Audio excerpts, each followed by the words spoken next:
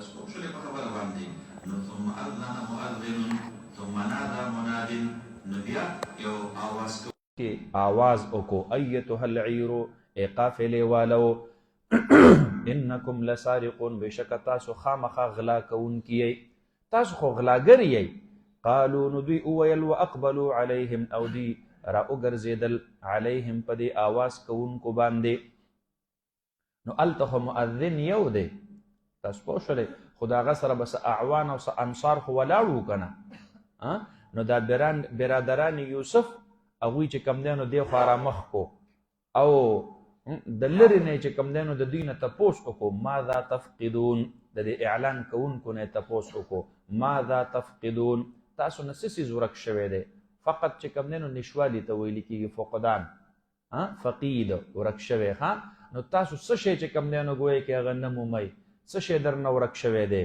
نو مفقود الخبر تاسو ویلی دي که نه فقید المثال دا ټول په دقه چې کوم دی نو ګویا کې مادې نه جوړېږي ماذا تفقدون څه شی تاسو نه ورک شوی دی قالو دی وویل نفقد سواع الملک مونږ نه ورک شوی دی سواع الملک صاع الملک د بادشاه چې کومه پیمانه ده هغه پیمانه هغې کې دوه صفتونه دي بادشاه چې په خصوصي چاته انعام ورکوي نو په هغې باندې ناپ هم کوي او کو کله پې څه اوبه یا نور څیز وغیره سکل غواړي نو په هغې کې اوبه پکې هم سکلی شي نو تطبیق به راشي جعل السقایته مخکې ترې نه تعبیر په سقایې سره کړی و اوس یو لوښی یو کنډول دی جام دی مثلا جام نو په جام کې کله کله خلق اوبه هم څکي او چې دا ګاونډي پکې اوړه وغواړي نو بوډۍ زنانه چې کم دی نو دا جام د اوړو نه ډک کړي نو د پاسه پې دا لاس تاسې راکاږي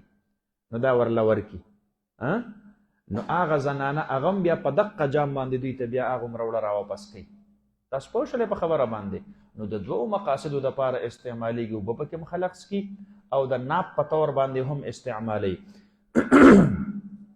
نو قالو دی وویل نفقد سواع الملک مونږه نه مومو زمونږ نه ورک شوی دی سواع الملک صاع الملک د بادشاه هغه پیمانه ولمن جاء به او بیا یې ورسره انعام هم اعلان کو چا چې راتلل وکړل په دې باندې حمل بعیر د هغې دپاره یو بار د اوښ دی اضافي چې کوم دی نو د هغې دپاره یو بار د اوښ دی نو د یو څیز په معلومولو باندې چاته انعام ورکول دا جائز شو تاسو پوه شولې په خبره باندې که نه خلق ویل لکه دا فلانکې مفرور حکومت اعلان وکړي فلانکي مفرور سر چې چا راوړو نو 50 لاک روپۍ انعام وله ورکو فلانکې چې چا راته راټینګ کړلو دومره انعام ورله ورکو تاسو پوه شولې په خبره باندې نو په خپله رضامندۍ باندې چاته په یو کار باندې انعام ورکول دا څه دي دا جایز دي ګورئ ښه ولمن جاء به او هغه چا چې راتلل وکړل په دې باندې حمل بعیر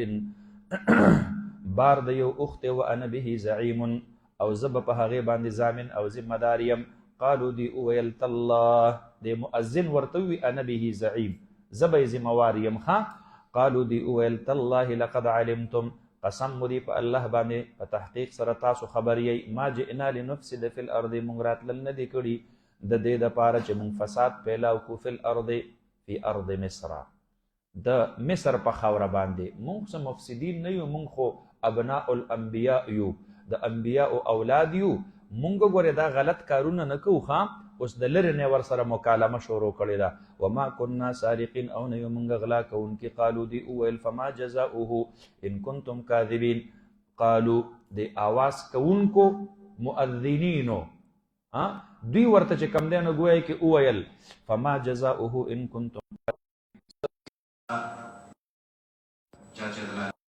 کو چرته چې کم دی نو تاسو وایئ چې ما كنا سارقین هلکه که ملا در باندې ثابته شو نو بیا به ځئ خلک کله که نه د وي نه ما صاحبه ما ګورې غلا نه ده کړې نو وی ورته ویل دي برادران یوسف جزاؤه سزا د دغه سارق من وجد فی رحله فهو جزاؤه کس دی وجد فی رحله چې دا مال مسروقه د هغه په تجاوه کې برآمد شي وموندلی شي نو فهو جزاؤه دغه سارق دا بیا سزا ده د دقې سرقې. بس دا سارق په مال مسروق کې چې کوم دی نو تاسو ته در پاتې وي. نو زمونږ په 11 واډرونو کې چې چا کې د چا په تجارت دا مال برآمد شو، بس هغه ورور تاسو ته در پاتې وه. نو ګوره دا فیصله یې په خپله باندې وکړله. بس پوه شوې؟ د الله رب العالمین عجیب نظام ته وګوره. حالانکې د یعقوب علیه السلام حالانکې د مصر قانون کې د سزا چې کوم دی نو ګویا کې هغه دا وسه یو څو کوړې یو څو لختې مختې او څه قید او دا څیزونه چې کوم دی نو ګویا کې په هغې کې سزا نو دا اوس الله رب العالمین دوی په خپله باندې ګویا کړل، چونکې دوی خو د یعقوب علیه السلام قانون لوستلی و چې زموږ په علاقه کې خو دا سزا ده چې چا مال غلا کو بس عمده سارق به په دې مال مسروق کې ضبط کېږي. نو په خپله دې اقرار وکړو. نو فرمایي کذلک نجزي الظالمین، همدقه رنګې مونږ بدله ورکوو ظالمانو ته. دوی ورته وایي ظالمین نه مراد سارقین دی. یاره زموږ په علاقو کې خو بس همدقه سزا ده د سارق دپاره چې سارق په مال مسروق کې ضبط کېږي. نو کذالک نجزي الظالمین، دا به وینا د چا شي؟ د برادران یوسف شي. زموږ په علاقو کې خو دا قانون دی. نو فبدأ بأوعیتهم، نو بس شروع شول یوسف علیه السلام په لوښو د دوی باندې قبل وعاء اخیه، مخکې د لوښي د ورور خپل نه. وعاء نه مراد دلته هغه چې کوم دی نو ګویا کې سیز دی، په کوم سیز کې چې د دوی دا غله پرته وه. تاسو پوه شولې په خبره باندې؟ او هغه لوښی چې په کوم لوښي کې دا غله پرته وه، او بیا دا لوښی چې په کوم سیز کې پروت و هغې ته رحل ویلي کېږي. څه شی؟ رحل ویلي کېږي. وعاء دا چونکې د اوښ دواړو طرفونو ته ځان لري، یو طرف ته ځان لري بل طرف ته ځان لري. انډی ورته ویلي کېږي. مونږ او تاسو ورته څه وایو؟ انډی ورته وایو. تاسو ورته څه وایو؟ دا په دې اوښ باندې یا په خر باندې چې بار ور واچي د یو طرف ته او د بل طرف ته، د یو طرف ته انډی ویلي کېږي وعاء. تاسو پوه شوئ په خبره باندې که نه؟ نو قبل وعاء اخیه، مخکې د نو دا د دوی په دې لوښو باندې او د دوی په دې کیجاوو باندې شروع ځکه وکړه چې کو ابتدای د بنیامین د هغه د سامان سپړدلو نه کړی وی، نو بیا به شک پیدا کېدو چې وګوره دا خو پکې دوی یخې دی. نو بس ډایرکټ په ډایرکټ یې د هغې نه شروع وکړه، د هغې نه یې راوباسلو. نو ځان یې بیخي چې کوم دی نو ناجانه کو چې یاره ورېږه نو د دې نورو د هغې دغه نه یې شروع. نو د یو هغه سامان یې سپړدلو چې د 10 واړو سامان یې وسپړدلو نشته دی پکې، چې د بنیامین هغې له رالو هغه یې کلاو کوس په هغې کې خو را برآمد شو. نو فبدأ بأوعیتهم، شروع یې وکړله یوسف علیه السلام په هغې لوښو د دغې خپلو 10 واړو وروڼو باندې قبل وعاء اخیه، مخکې د لوښي د رور خپل بنیامین نه. ثم استخرجها، استخراج په معنا د اخراج سره. نو بیا یې راوباسلو دقې لره، د سقایې لره، د سواع الملک لره، من وعاء اخیه، د هغې لوښي او د هغې بار د رور خپل بنیامین نه، د هغې نه یې بهر راوباسلو. او هلکه دا خو د ده په دې دغه کې چې کوم دی نو سامان کې را پیدا شو. کذلک کدنا لیوسف، الله رب العالمین فرمایي دا ټول تدبیر دا مونږ برابر کو یوسف علیه السلام ته. تاسو پوه شولې په خبره باندې؟ ما کان لیأخذ اخاه فی دین الملک، نو دا یوسف علیه السلام لیأخذ اخاه چې د نیسلی وی رور خپل فی دین الملک، پاغه دین پاغه نظام د ملک المصر کې، د ملک المصر په نظام کې د خپل رور نشو ایثارولی الا ان یشاء الله، مگر په هغه صورت کې چې وغواړي الله رب العالمین. او هغه هم دقه صورت دی چې دا رونه یې په خپله ګویا شو، سزا یې په خپله باندې اعلان کړله چې صیبه بس سزا به یې دایي چې د چا په سامان کې دقه امانت پیدا شو، بس هم اقه سړی به پکې ضبط وي. نرفع درجات من نشاء، موږ پورته کوو مرتبو د هغه چا لره چې موږ وغواړو. من نشاء رفع درجاته، چې د چا د درجو پورته کول مونږ وغواړو بس هم د هغې درجې مونږ پورته کوو. وفوق کل ذي علم علیم، او پورته د هر یو علم لرونکي نه بل یو علم لرونکی دی چې هغه الله رب العالمین دی. خو یو سړی ځان ته هر څومره د علم نسبت وکړي، خو د هغه نه پاس یو علیم ذات بل شته دی چې هغه الله رب العالمین دی. قالو دی وویل ان یسرق اوس خو سزا ثابته شوله، اف آی آر کټ شو، رور ایثار شو.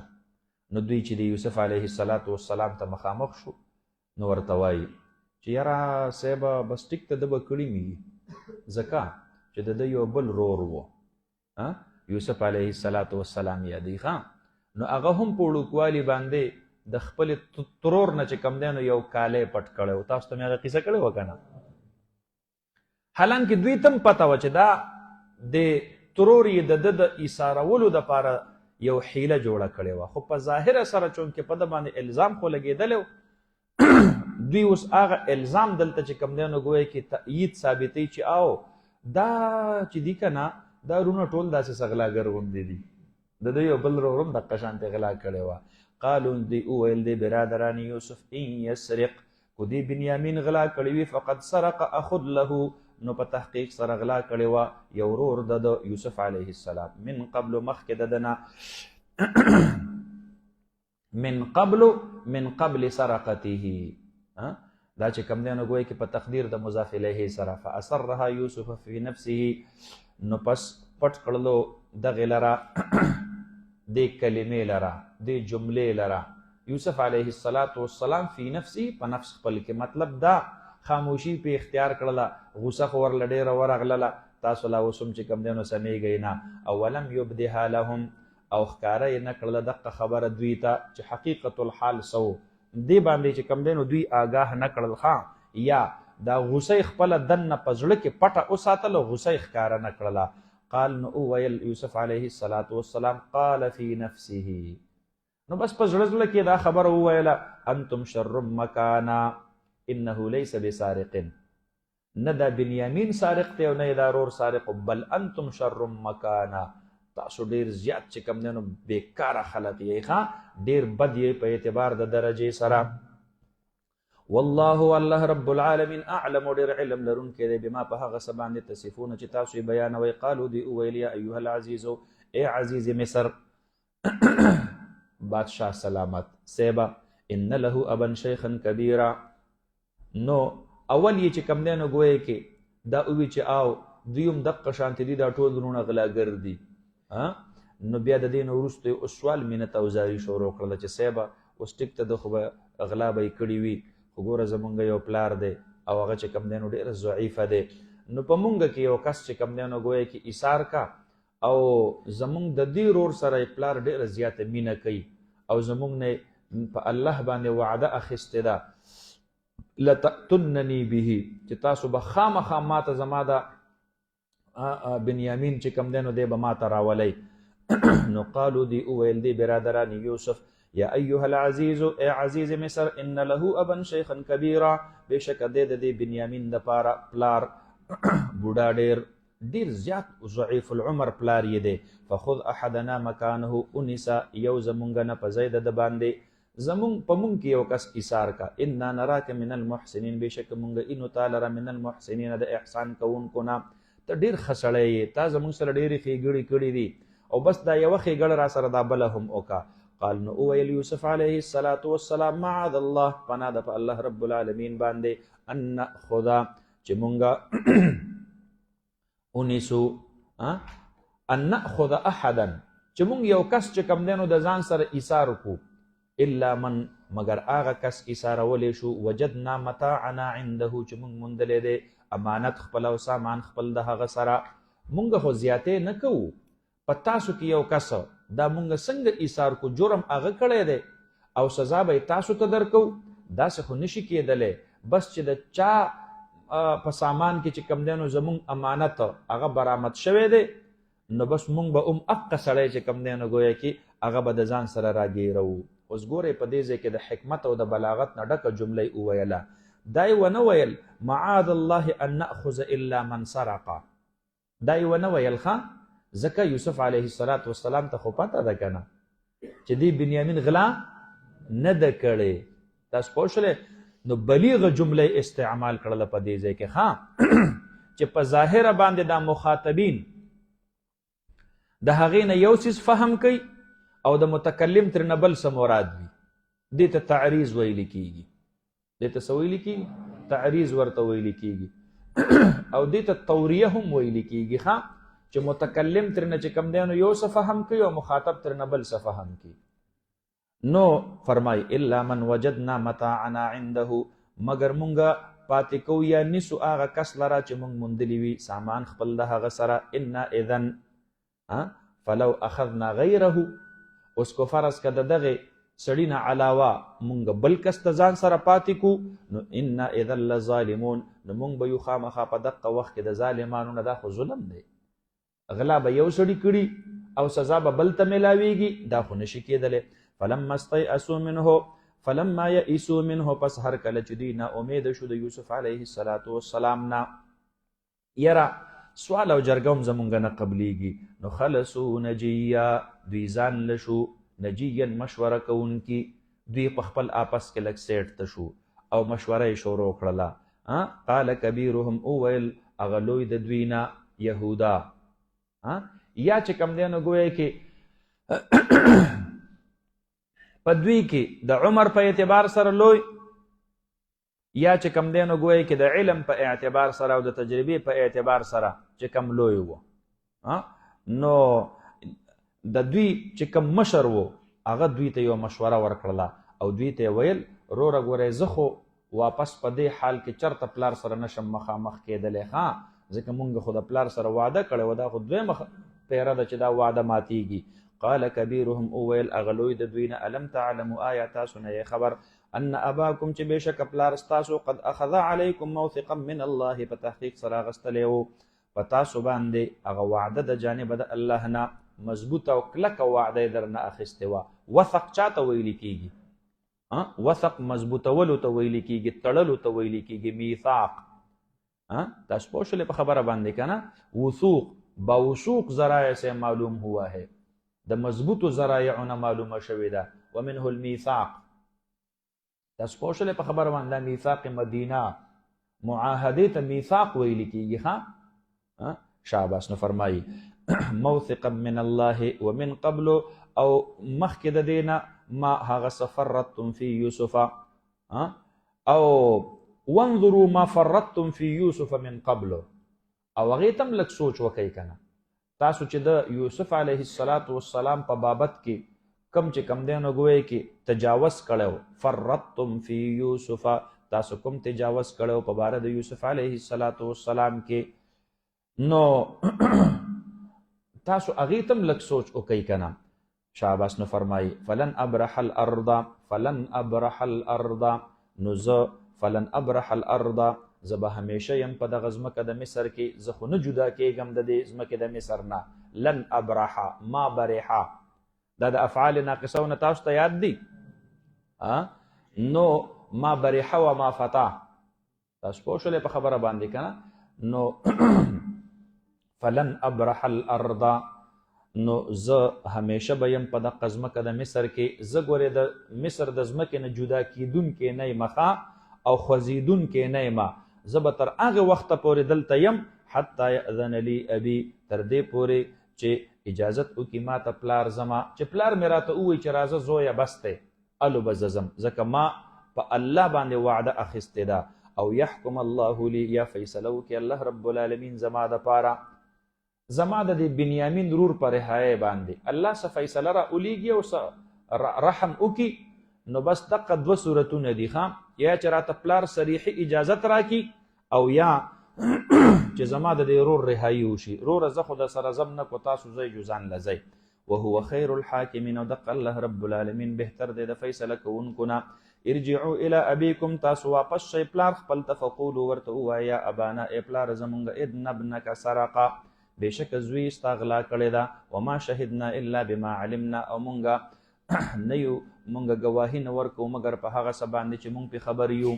مونږ ته خو ګورئ صرف دقه مره پته ده چې شاته نه آواز وشو، مونږ واپس لاړو، کیجاوې ولټولې، او زمونږ د رور په سامان کې چې کم دی نو د بادشاه پیاله برآمد شوله. وما كنا للغیب حافظین، او نه و مونږه د غیبو دپاره حفاظت کوونکي. اوس ټیک ته مونږ خو تا سره وعده کړې وه، خو د غیبو نه خو یو الله خبر دی، مونږ ته څه پته وه چې زمونږ دا رور به څه کوي؟ دی به غلا کوي، نو زمونږ په وعده کې ګورې دا خبره شامله نه وه. مونږ خو د ظاهر امورو د هغې وعده کړې وه چې دا جي زمونږ په کوتاهۍ باندې به کم از کم دی زمونږ نه پاتې کېږي او دی به درله مونږ روغ را رسو. نو په دې کې خو زمونږ کوتاهي نشته دی. دا اوس د غیب علم خو الله ته دی. مونږ ته څه پته وه چې دی به چې کم دی نو د بادشاه پیاله غلا کوي او دی به په هغه سزا کې پاتې کېږي. نو تاسو خپل پلار ته ووایئ چې وما كنا للغیب حافظین، او مونږ نه یو د پاره د غیب و حفاظت کوونکي.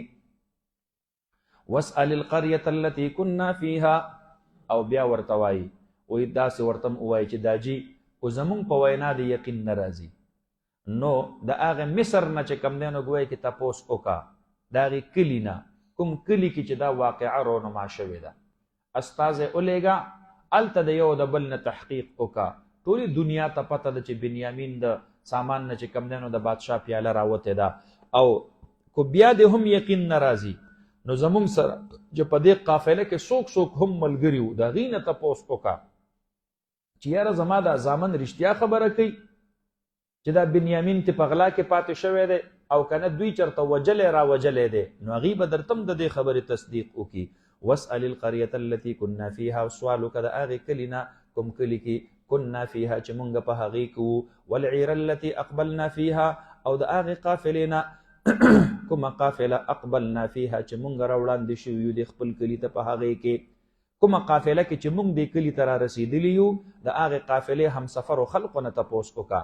وانا لصادقون، او بېشکه مونږ رښتوني یو، مونږ په دې خپله خبره کې بالکل ټیک ټاک رښتوني یو. او دوی چې لاړله او یعقوب علیه السلام سره ملاو شو نو هغه ته نه د بنیامین تپوس وکړو. دی ورته هم په دقه صورت حال باندې خبره ښکاره کړله. نو یعقوب علیه السلام ورته په جواب کې څه ووي؟ قال وویل یعقوب علیه السلام بل سولت لکم انفسکم امرا، بل زینت لکم انفسکم امرا ما سرقه لا اعلم بانه سارق. دی باندې سر مې نه خلاصېږي چې زما زوی بغلا کړی وي. بل سولت لکم انفسکم امرا، بلکې ښایسته کړی دی ستاسو دپاره ځانونو ستاسو امرن یو خبرې لره. تاسو د ځان نه چېرته څه بل څه منصوبه جوړه کړې ده او زما دی زوی ده به چې کوم دی نو ګویا کې غلا نه وي کړي. دې ځای نه یو خبره بله معلومه شوله چې انبیاء کرامو سره علم الغیب نه وي. تاسو پوه شولئ؟ دا جمله یعقوب علیه السلام دوی ته د یوسف علیه السلام په معامله کې هم ویلې وه بل سولت لکم انفسکم امرا، او په دې معامله کې ورته هم وویله. اوس په هغه معامله کې خو د دوی کوتاهي شامله وه چې یوسف علیه السلام یې ضایع کړی و یا یې کوهي ته غورځولی و. خو په دې ځای کې خو د دې برادران یوسف څه کوتاهي او څه قصورو نشته دی. نو کو انبیاء سره علم الغیب وی نو بیا په دې ځای کې به د دې قصور نسبت د خپلو زامنو ته نه کوو. تاسو پوه شولې په خبره باندې؟ نو فرمایي بل سولت لکم انفسکم، بلکې ښایسته کړی دی ستاسو دپاره انفسکم ځانونو ستاسو امرن یو خبرې لره. چونکې د مخکې نه یو بد اعتمادي پیدا شوې وه د یعقوب علیه السلام په دې خپلو زامنو، بس هم حقه باندې ور قیاس کړل. فصبر جمیل نو پس هغه صبر جمیل چې کوم دی نو ګویا کې هغه زما دپاره ډېر زیات بهتر دی. بس زه به دقه شانتې ښه صبر به کوم نو یا فامری صبر جمیل، زما معامله بس هغه دا ده زه تاسو ته سوای منه بچو خو بس صبر به کوم، ښایسته صبر به کوم. عسى الله ان یأتیني بهم جمیعا، بیا یې هم تمه قطع کېږي نه سوای قریبه ده چې الله رب العالمین راتللو کې ما ته په دوی زامنو باندې جمیعا ټول. یوسف علیه السلام راته هم راولي، بنیامین راته هم راولي، او یهودا چې کوم هلته پاتې شوی دی د شرمه راتللی نه شو نو هغه به راته هم راولي. نو قریبه ده چې الله رب العالمین ما ته زما خپل ټول بچي را واپس کړي. انه هو العلیم، بشک دقه الله رب العالمین علم والا دی، الحکیم حکمت والا دی. وتولى عنهم وقال يا اسفا على يوسف، او د اعراض وکړو د یعقوب علیه السلام عنهم د دغه خپلو بچو نه، د دغه 9 زامنو نه مخ واړو په دقه موقع باندې ځان له شو او په خلوت کې ځان نه په دې خپل بچي پسې ارمان شروع کو. اوس ورته په دې 3 واړو کې بیا یوسف علیه السلام را یاد شو. وقال ویل یعقوب علیه السلام یا اسفا، اسف یا للاسف، تاسف دا چې کم دی نو افسوس ته ویل کیږي ښا، یا اسفی یا اسفا. نو ای زما افسوسا علی یوسف، په یوسف علیه السلام باندې. نو بس د دې سره یو ډیر لوی اسویلی ورسره وکړو او زوی ورته رایاد شو یوسف علیه السلام. وبیضت عیناه من الحزن، او تک سپین شولې هغه سترګې د من الحزن د غم نه. د یعقوب علیه السلام سترګې چې کم دی نو سپینې او تښتېدلې، تورې یې اوبه شو، تورې یې څه شو؟ اوبه شو د ډېرې ژړا د وجې نه، او سترګې ټولې چې کم دی نو ګویا کې سپینې او تښتېدلې او بینایي ترېنه لاړه، بینایي ترېنه ختمه شوله. نو فهو کظیم، نو پس دا یعقوب علیه السلام د سکون کې و غوسې خپلې لره. کظم په حقیقت کې بندولو ته ویلي کېږي، کظم الغیظ، کظم الانف. تاسو پوه شولې په خبره باندې؟ نو والکاظمین الغیظ والعافین عن الناس، چې دا څوک د غوسې نه راډک شي او دی برداشت وکړي، دې ته ویل کېږي والکاظمین الغیظ. پوه شولې په خبره باندې؟ نو فهو کظیم، پس دی بندون کې و غوسې خپلې لره، یعنی سکون کې و غوسې خپلې لره، د خپلې غوسې اظهار یې ونه کو او بس غوسه یې هم په دقه ځای باندې تېره کړله او څه یې ونه ویل. قالو دی وویل تالله تفتأ تذکر یوسف، اوس خبره د بنیامین روانه ده او دا جي تا پکې بیا یوسف علیه السلام را منځته کو راودې دنګو، هغه به چېرته اوس خاورې ایرې شوی وي، یوسف چرته او مونږ چرته او ته چرته، ستا د زړه نه اوس یوسف نه وځي. نو تالله تفتأ تذکر یوسف، قسم دی په الله باندې، تفتأ لا تفتأ تذکر یوسف، ته همیشه یې چې ته یادی یوسف علیه السلام لره. تفتأ ما بریحه و ما فتا، تاسو ویلی دی که نه؟ فتا. نو په دې باندې چې کله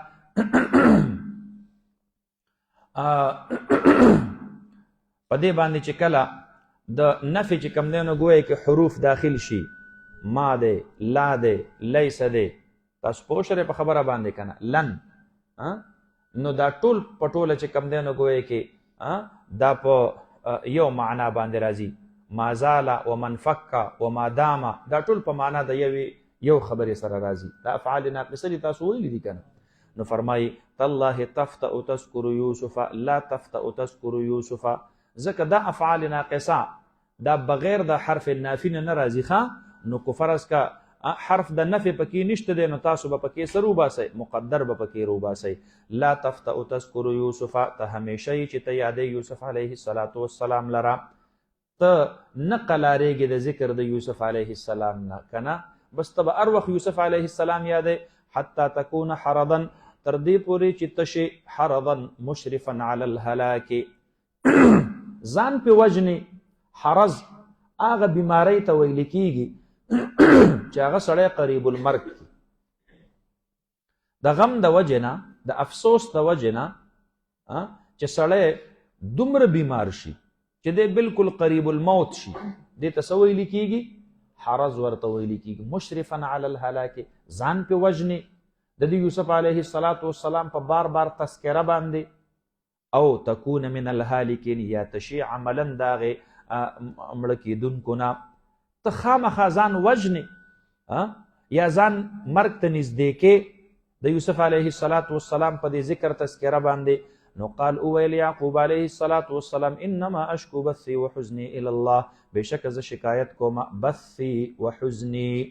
بث دا هغې غم ته ویل کېږي چې هغه چې کم دی نو ګویا کې په خلقو کې خور شي، هغه خبر د غم چې په خلقو کې څه شي؟ خور شي. تبثیث، بث فی الارض،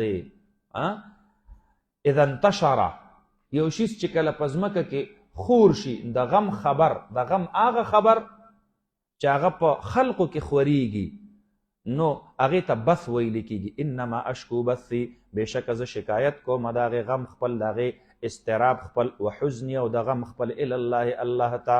نو بچو په تاسو باندې څه سخته ده، زه کو ګیله کومه، کو فریاد کومه، دا خو هر څه زه خپل رب ته کومه، زما د فریاد ځای خو الله دی. انما اشکو بثی، بشک زه شکایت کومه د هغې اضطراب خپل او د غم خپل الی الله، الله رب العالمین ته. واعلم من الله ما لا تعلمون، او زه خبر یم د جانب د الله رب العالمین نه ما په هغه خبرو باندې لا تعلمون چې تاسو پې نه یې خبر. یا بنی ای زامنو اذهبوا لاړ شئ فتحسسوا من یوسف و اخیه، نا امیده کیږئ ما بچو، لاړ شئ بیا لاړ شئ یو ځلې مصر ته بیا لاړ شئ.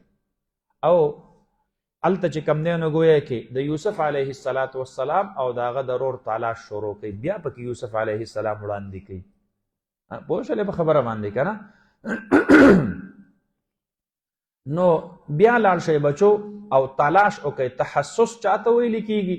دا تلاش ته خیر ته ویل کیږي. یو تجسس دی. تجسس چې کوم دی نو گویا کې دا تلاش ته شر ته ویل کیږي. ولا تجسسوا ولا یغتب بعضکم بعضا. عربي څومره فصیحه ژبه ده، په یو نقطه باندې چې کوم دی نو گویا کې د خیر نه شر جوړ کو. تاسو پوه شولې په خبره باندې که نه؟ او په یو ټکي باندې د تحسس نه تجسس جوړ کو. نو تحسس تلاش د خیر ته ویل کیږي او تجسس چاته ویل کیږي؟ دا تلاش ته شر ته ویل، د چا عیب لټول. ومنه الجاسوس، جواسیس، جاسوسی، مونږ او تاسو ورته جاسوسی وایو که نه؟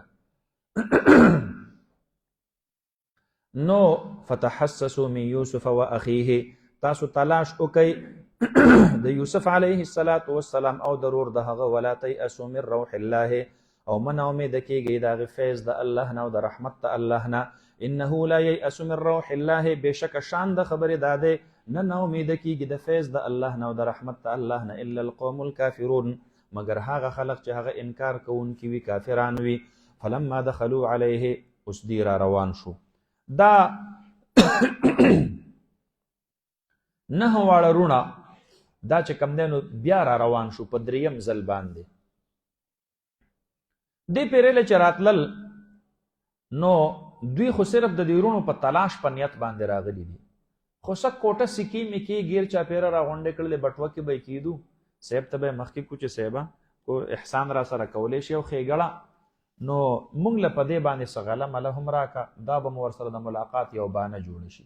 نو بیا به ورته د دغې خپلو وروڼو په باره کې چې کومنیانو سره سفارش شروع کړو چې دا بنیامین را سره پرېږده دا او دا خبرې به ورته هم وکړو. بیا دوی چې دې پیرله راتلل، یعقوب علیه السلام ورله یو خط ولیکلو او په هغې کې لیکلو من یعقوب صفی الله ابن اسحاق ذبیح الله ابن ابراهیم خلیل الله. تاسو پوه شولې په خبره باندې؟ الی ملک المصر. اما بعد ورته وایي چې نحن احفاد الانبیاء، ګوره مونږ د انبیاو اولاد یو او مونږ چرته فساد فی الارض نه خوښو، او زما دی بچی ما ته پته ده چې د بغلا نه وي کړي، زما په ده باندې 100% یقین دی چې دی بنیامین بغلا نه وي کړي، خو زه په ده پسې انتهایي خفه یم. او د ده نه مخکې زما یو بل بچی و، هغه چې کوم دی نو زما د سترګو پناه شوی دی، او زما د سترګو سپین، زما د سترګو تور ورپسې اوبه شو، د سترګو بینایي مې ختمه شوله، او د فقر او د لوږې ډېر زیاتې سختې ورځې را باندې ګیر چاپېره نه تېرېږي. نو دا خط دی چې کوم دی نو ګویا کې وړلو او یوسف علیه السلام ته یې ورکړو. تاسو پوه شولې په خبره باندې؟ اوس چې کله دوی دې پیرې له لاړله، دا 9 واړه رونه او یوسف علیه السلام ته درخواست مخې ته د غلې دپاره پیش کو، نو هغه حکایت الله رب العالمین په دې ځای کې را نقل کوي، فرمایي فلما دخلوا علی یوسف، پس هر کله چې دی داخل شو، فلما دخلوا علیه، پس هر کله چې دا 9 واړه رونه دا داخل شو علیه په یوسف علیه السلام باندې، نو قالو دی وویل یا ایها العزیز، ای عزیز مصر، مسنا و اهلنا الضر، مونږ ته او زمونږ ټول کور واله ته تکلیف را رسېدلی دی، فقر دی جی، قحط دی، او دقه رنګې د تکلیف ورځې شپې دي. وجئنا ببضاعة مزجاة، او بېشکه مونږ راتلل کړي دي په هغې سرمایې باندې، مزجاة مدفوعة ردیئة، داسې چې کوم دی نو سرمایه مو راوړې ده، پیسې مو راوړي دي که نه، چې هغه څوک اخلي نه څوک یې قبلوي نه، کوټه دي صیبه، یا بضاعت مزجات نه مراد په دې ځای کې چې کوم دی نو ګویا کې څه شی دی د کور څه زړې کپړې راغستې وي یو سرمنه دوه ورسره و چېرته پراته وو په کور کې هغې ورسره ملګري کړي دي تاسو پوه شولې د استعمال څه لوښي لرګي راغستې سی بجې دا مو راوړي دي دا رانه قبول کو د دې په بدل کې راله غله راکړه نو بضاعت مزجات عموما دا خو چې کم دی نو ګویا کې عروض دي دا خو اسمان نه دي که نه ثمن خو نه دی عموما په بازار کې په مارکیټ کې خو په زړو کپړو سودا نه کیږي او نه په زړو سرمنو باندې څوک چې کم دی نو څه ورکول غواړي تاسو پوه شولې په خبره باندې که نه نو دوی ورته دا ووي وجئنا ببضاعت مزجات او بېشکه مونږ راتلل کړي دي په هغې سرمایه باندې مزجات چې هغه ناقصه ده او کوټه ده فاوفي لنا الکیل پس پوره که زمونږ دپاره دا ناپ وتصدق علینا مونږ دپاره سیبه دا غله کیل مراد ترنه غله ده مونږ ته دا غله چې کم دی نو ګویا کې دا پوره راکه په دې باندې به پوره کیږي نه خو ته یې راته را پوره که او وتصدق علینا او دا لاسه کې په مونږ باندې صدقه وکړه مونږ خو چې کم دی نو ګویا کې ښه خلق یو او په ښو خلقو باندې چې کم دی نو صدقه پکار وي او ان الله یجزي المتصدقین بېشکه الله رب العالمین بدل ورکوي متصدقینو ته صدقه خو رد البلاء ده د الله غصه به درنه راکمه شي اوس دوی یوسف علیه السلام ته نصیحت شروع کو ان الله یجزي المتصدقین تاسو پوه شولې په خبره باندې وتصدق علینا صاحب په موږ باندې صدقه وکړه او قال نو وویل یوسف علیه السلام په دقه ځای کې دوی ورته د خپل پلار خط ورکو یوسف علیه السلام چې خط څنګه ولوستلو تفسیر ابن کثیر لیکلی دی وی په دقه ځای کې بس بې اختیاره په ژړا شو یوسف علیه السلام دغه خپل پلار د فراق او د جدای هغه ورځ شپې ورته رایادې شولې او د پلار هغه خط ډېر زیات د درد نه ډک خط و پلار یې ورته لیکلي و چې ای بادشاه زما یو بل بچی ورک دی په هغه پسې مې د سترګو تور اوبه شوي او د سترګو بینایي مې ختم شوې وه اوس رانه تا بنیامین پاتې کو دې طرف ته راباندې ډېرې د سختې ورځې شپې تېرېږي نو یوسف علیه السلام دوی ته مخاطب شو هل علمتم ما فعلتم بیوسف و اخیه آیا تاسو خبردار یې په هغه څه باندې تاسو چې څه کړي د یوسف علیه السلام سره او د هغه د رور سره نو د هغه د رور سره یې څه کړي بنیامین نو دا بنیامین په خپله په یوسف علیه السلام باندې ډېر زیات مین و دوی چې یوسف علیه السلام کوی ته ورتاو کو نو لکه څرنګه چې دا پلار یې ورپسې خفه و نو دقه رنګې دا بنیامین ورپسې هم خفه و تاسو پوه شولې په خبره باندې د دې وجې نه ورته یوسف علیه السلام وایي چې یو موراله پلار خفه کو دویم موراله دا رور خفه کو او دریمه تاسو د یوسف علیه السلام سره څه کړي دي نو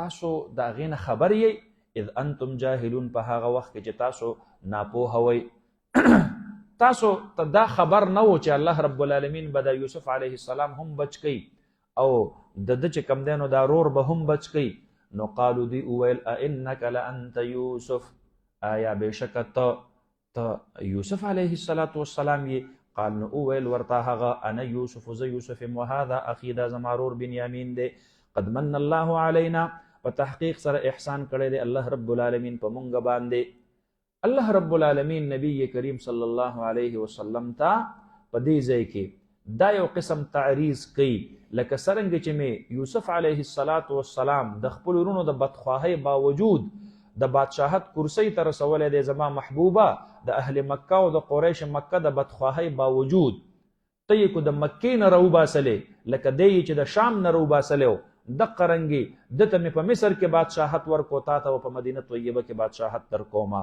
قد من الله علینا په تحقیق سره احسان کړی دی الله رب العالمین په مونږ باندې انه من یتقي ویصبر شان د خبرې دا دی هغه چا چې تقوا اختیار کړله او صبر یې وکړو من جانب الله چې څومره څیزونه راځي د الله په لار کې او د په هغې باندې صبر وکړو نو فإن الله لا یضیع اجر المحسنین بس بېشک الله رب العالمین نه ضایع کوي اجر د محسنینو لره قالو دی اویل تالله زمونږ د قسم په الله رب العالمین باندې لقد آثرك الله علینا په تحقیق سره غوره کړی دی تا لره الله رب العالمین په مونږ باندې او رور تعالی خو الله رب العالمین ډېر لوی مقام درکړی دی یو یې درله نبوت درکړی دی دویم یې درله حکومت درکړی دی ته خو الله په مونږ باندې ډېر اوچت کړی وان كنا لخاطئین ان مخفف عن المثقل دی ښه وانا كنا لخاطئین او بېشکه مونږ چې وو مونږ د خطا کارونو بس خپل جرم اعتراف یې وکړو. قال نو وویل ورته یوسف علیه السلام لا تثریب علیکم اليوم، نشته د ملام پتا سو باندې، لا تثریب لا عتاب ولا ملام، نه بس نن ورځ تاسو له اس پیغور میغور نه در کومه او اس چې کم دینو ګوي کې ملامتیا در باندې نه کومه. دا نبوي اخلاق دي. دا سدي نبی کریم صلی الله علیه وسلم مبارک ته الله په اډوانس کې دا حالات او کیفیت خای، لکه څنګه چې یوسف علیه السلام د خپل ځان سره زیاتی کوونکي رونه معاف کړل، نو زما محبوبه لکه څنګه چې کوم رونو د شام نه وباسلې وو او د هغه رونه معاف کړل، نو کوم اهل مکه و چې ته د مکې نه وباسلې وي او سباله په فاتحانه انداز کې ته چې کم دینو مکې ته داخل شولې، نو همدغه کلمات به وایي چې لا تثریب علیکم اليوم. او جناب نبی کریم صلی الله علیه وسلم همدغه کلمات بیا استعمال کړل. تاسو ته یاد دي کنه؟ من دخل دار ابي سفیان فهو آمن.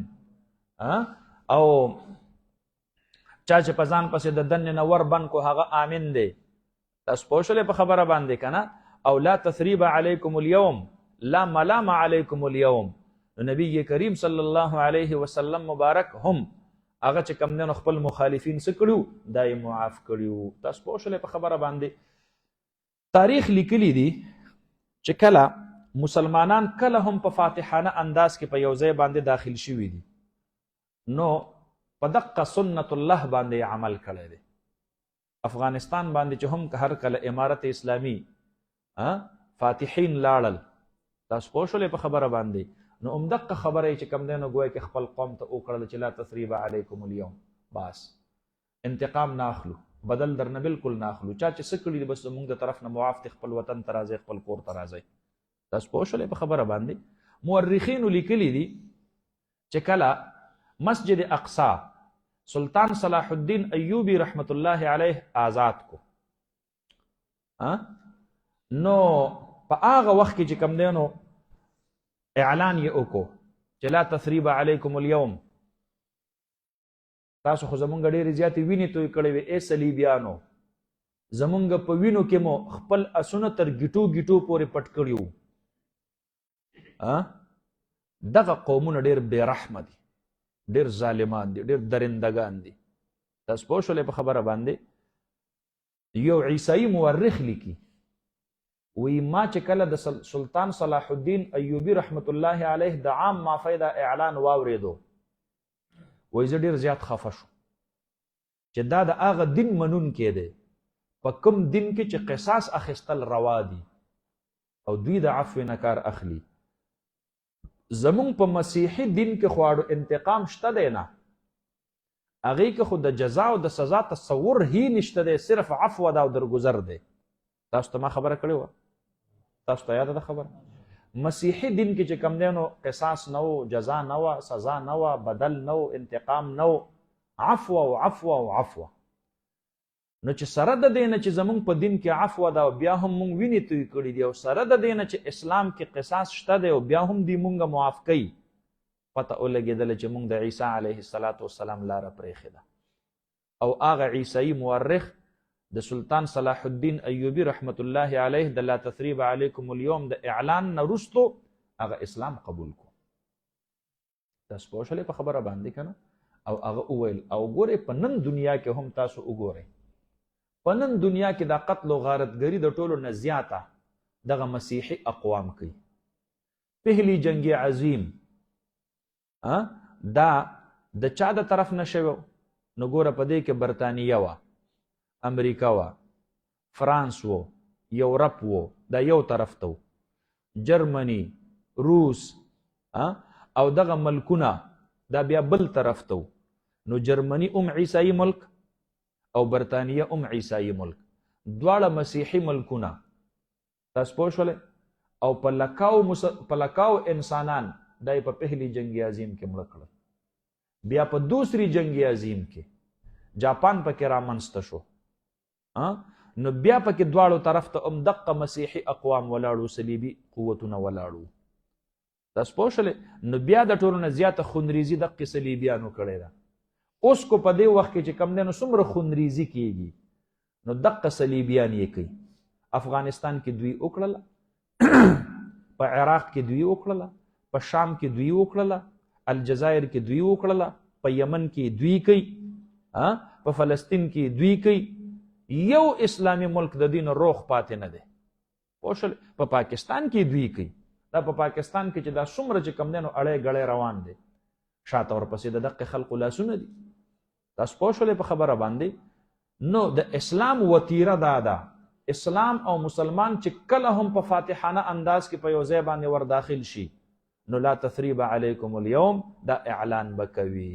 تاسو پوه شولې په خبره؟ د دې وجې نه نبی علیه السلام مبارک ته فتح مکې په موقع باندې دا الفاظ دوهراو کړي. فرمایي لا تثریب علیکم اليوم یغفر الله لکم خطایاکم.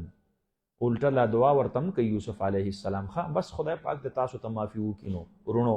وهو ارحم الراحمین، والله رب العالمین ډیر رحم کوونکی دی. د رحم کوونکو نه اذهبوا بقمیصی هذا.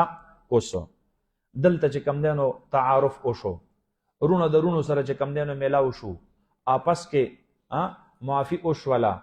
اوس ورته وایي دا جی په څه حال باندې دی؟ دا تر اوسه پورې د پلار تپوس نه کو، اوس د پلار تپوس کوي. تاسو پوه شولې په خبره باندې که نه؟ نو دا الله رب العالمین د یو تکوینی نظام تحت دا تپوس په یوسف علیه السلام باندې ایثار کړو. بس تر دې وخته پورې د پلار فراق الله رب العالمین په تقدیر کې لیکلی و. هغه هم نبي دی، هغه هم د صبر نه تیریږي او د مرحلو د تکلیفونو نه. ان اشد بلاء الانبیاء ثم الامثل فالامثل. ان اشد بلاء الانبیاء ثم الخیر فالخیر. انبیاء کرام باندې د ټولو نه زیات امتحانات راغلي دي. اوس یعقوب علیه السلام باندې ډیره طویله دورانیه د امتحان تیره شوله د زوی د فراق. نو اوس ورته یوسف علیه السلام وایي دا کمیس تر سره زما واخلئ او دا ووسه او دا د پلار په مخ باندې ور واچوئ. تاسو وایئ او هغه په خط کې لیکلي دي چې زما د سترګو بینایي ختمه شوې ده، الله به د دې کمیس په بدله باندې د سترګو بینایي سکی، دا به الله رب العالمین واپس کی. تاسو پوه شولې په خبره باندې؟ د کمیس کې یو څو خاصیات. دا کمیس علما او مفسرینو د بعض روایاتو په حواله باندې لیکلی دی چې کله ابراهیم علیه السلام نمرود ورته ورتاو کو نو په دې هوا کې الله رب العالمین د جنت نه یو کمیس د جبریل امین علیه السلام په واسطه راوړو او ابراهیم خلیل الله علیه السلام ته یې واغوستو. هغه داسې کمیس و چې په هغې باندې ور اثر نه کو، پایر پروف کمیس و. نن سبا ګورې داسې دغه راوتی دي، داسې چې کم دی نو ګویا کې لباس راوتی دی چې هغه پایر پروف دی، ور په هغې باندې اثر نه کوي. دا فایر بریګیډ والا چې کوم دي که نه، دا فایر بریګیډ والا د دوی سره داسې قسم دغه شته دی، لباسونه شته دی چې په هغې باندې ور اثر نه کوي، بالکل پې نه کوي، پایر پروف دي. نو د هغې نظیر مخکې نه الله رب العالمین پیش کړی دی. ابراهیم علیه السلام ته هغه کمیس واغوسته او په هغه باندې ور هېڅ اثر ونه کو. هغه کمیس ابراهیم علیه السلام د ځان نه وروستو اسحاق علیه السلام ته پرېښودلو، اسحاق علیه السلام یعقوب علیه السلام ته پرېښودلو. تاسو پوه شولې په خبره باندې؟ یعقوب علیه السلام په یوسف علیه السلام ډېر زیات مین و، کمیس ډېر باریک و، هغه یې رایوځای کو داسې وړوکی غوندې د تاویز په شکل کې او د یوسف علیه السلام په غاړه کې ور واچو. نو چې کله د عام استعمال کمیس برادران یوسف د یوسف علیه السلام نه وباسو او هغه یې چې کوم دی نو د بل څاروي په وینه کې ککړ کو، نو دلته بې کمیسه شو یوسف علیه السلام. نو چې دوی څنګه دی کوی ته ځوړند کو، نو جبریل امین علیه السلام راغی، هغه تارې ته نه کټ کو، هغه دغه اوس پړدلو، کمیس یې راواخیستلو، یوسف علیه السلام ته یې واغوستو. نو دا هغه کمیس دی د کوم کمیس په برکت سره چې بیا وروستو الله رب العالمین د زلیخې په مقابله کې د براءت او د پاک دامني ښکاره کړل. او دا هغه کمیس دی چې دا چونکې د جنت نه راغلی دی، د دې خپله خاص خوشبو وه. او بعضې علماء لیکلي دي چې نه بس دا خو عام استعمال والا کمیسو، خو چونکې د یوسف علیه السلام خوله ورپورې انښتې وه او د پاکو خلقو خولې چې کوم وي دا هم د اثراتو نه خالي نه وي. تاسو پوه شولې په خبره باندې که نه؟ امام شافعي صاحب رحمت الله علیه یو زمانه کې خوب ولیدلو چې امام احمد ابن حنبل رحمت الله علیه باندې یو امتحان را روان دی. نو اطلاع ورته ورکړله چې صاحب په تاسو باندې امتحان را روان دی. امام اوزاعي رحمت الله علیه غالبا چې هغه چې کوم دی نو ورپسې ور ولیږلو. نو الته چې امام احمد ابن حنبل رحمت الله علیه ته خوب سناو کو چې امتحان پتا در را روان دی، خو نبی علیه الصلاۃ والسلام مبارک را ته فرمایلی دی چې احمد ابن حنبل ته د کامیابی زیری ورکړي به کې الله کامیابی. علما فرمایي دا کوم امتحان وی دا مسله د خلق القرآن و چې د خلق القرآن په مسله کې عباسی خلفاء د معتزله او ملګرتیا کړي و. تاسو پوه شئ په خبره باندې مامون الرشید او معتصم بالله په هغه زمانه کې اغي امام احمد ابن حنبل رحمت الله علیه د ډیرو زیاتو تکلیفونو سره مخامخ کو، خدای باوجود امام احمد ابن حنبل رحمت الله علیه په خپل حق مسله باندې مستقیم پاتې شو او د خپل حق موقف نه چې کم دنو اوړېدل راوړېدل د نه دی. تر دې پورې چې امام احمد ابن حنبل رحمت الله علیه هغه په ډیرو زیاتو کوړو وهلو باندې شهید کو او د دنیا نه رخصت شو، خو په خپل حق موقف باندې کلک پاتې شو. نو امام احمد ابن حنبل رحمت الله علیه امام شافعی صاحب رحمت الله علیه ته د خپل تن کمیس چې کم دی نو دا په زیری کې را ولیږلو چې تا ماته د نبی علیه السلام د طرف نه د مبارکبادۍ زیری را ولیږلو چې امام احمد ابن حنبل ته ووایي چې د امتحان کې به الله تا کامیابی. نو هغه کمیس چې کله امام شافعی صاحب رحمت الله علیه لراغه، نو امام شافعی صاحب رحمت الله علیه چې دا کوم کس له ورکړو هغه ته وی کمیس بستاش، کمیس بتاله ز درکم، خو صرف یو خبره درته کوم، دا کمیس مال راکا او دا ز په اوبو کې خوشتوم او د دین اوباسم او هغه اوبو بنیت استشفاء هغه زسکمه هم او په خپل جسم باندې هم ورچوم. تبرک بآثار الصالحین دا ګورشته دی ښا. تاسو پوه شئ په خبره باندې په احادیث مبارکو کې تاسو ویلي دي کنه نبی علیه الصلاۃ والسلام مبارک چې په کم لوخي کې اوبس کل هغه لوخه صحابه او د ځان سره ایثار کړو کنه. تاسو ته یاد دي حضرت ام سلیم رضی الله عنها با د نبی علیه الصلاۃ والسلام مبارک خولې دا به چې کم دی نو راټولولې او د سرمنې طلایي به ورته خوروله په دې نیت چې دا د پوزکی چې کوم طلایي ده په دې کو خوله راتوی شي نو هغه چونکې جال وي. تاسو لیدلی وي کنه انډیره پیژنئ کنه. نو د انډیري نه اوبه لاندې چڼېږي او د سرمنې نه اوبه لاندې چړېږي نه. نو چې نبی علیه السلام مبارک به د سرمنې په طلایه باندې کله سملاستو نو خولې به ترنه راتویېدلې نو هغه به لاندې یو معمولي ډنډه کې به راجمع شولې. نو حضرت ام سلیم رضی الله عنها هغې به په مالوچو باندې هغه خولې بیا دقه شانتې روچتې کړلې نو هغه مالوچ به بیا نچوړ کړل په یوه شیشه کې. نو هغه شیشه یې د خپل ځان سره دای چې کم دی نو سنبال کړې وه. تاسو پوه شولې. نو یو ورځ دی چې کم دی نو د نبی علیه السلام مبارک په دې ولي باندې دا ګوته داسې راکاږله او دا خولې ترنه ښکته راتویولې. نو نبی علیه الصلاۃ والسلام مبارک پرې راویښ شو. ماذا تفعلین یا ام سلیم؟ ام سلیم دا ته څه کې؟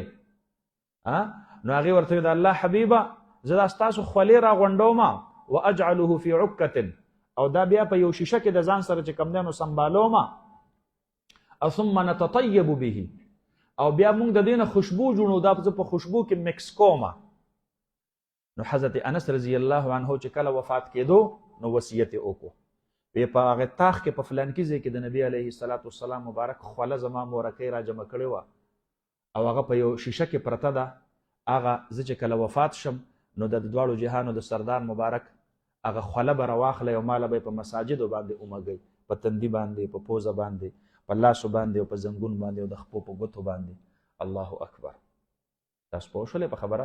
تبرک بآثار الصالحین دا ګورشته دی ښه. تاسو پوه شولې په خبره باندې؟ نو بعضې علما فرمایي چې دا کمیس چې کوم دا عام د استعمال کمیس خو چونکې د یوسف علیه السلام خوله پسې لګېدلې وه او د دې نه ډېره زیاته خوشبو تلله او په دې کې ډېر زیات کمالات وو. نو د دې وجې نه حضرت رابعه بصریه رحمت الله علیها دا یو عالمه فاضله زنانه وه نو دی وصیت کړو چې زه کله وفات شم نو ماته د عام کفن په ځای باندې هغه کمیس راواغوندوئ په کوم کمیس کې چې ما 40 کاله د قرآن کریم درس ورکړی دی. زه به الله ته په هغه کمیس کې مخکې کېږم او زه به الله ته هغه مخکې کوم چې خدایا دا کمیس مې ګواه دی چې ما ستا د کلام درس ورکړی، نور را سره هېڅ نشته دی، بس ما د قرآن کریم په خاطر باندې معاف کا. تاسو پوه شولې په خبره باندې؟ نو دا دغه چې کوم دی نو ګویا کې د صالحینو د هغې چې کوم آثار وي په هغې کې خامخا څه نه څه چې کوم دی نو ګویا کې اثرات دا پکې موجود وي. نو فرمایي اذهبوا بقمیصی هذا، تاسو بوستل وکئ بقمیصی هذا په قمیص زما باندې دا قمیص تر سره واخلئ.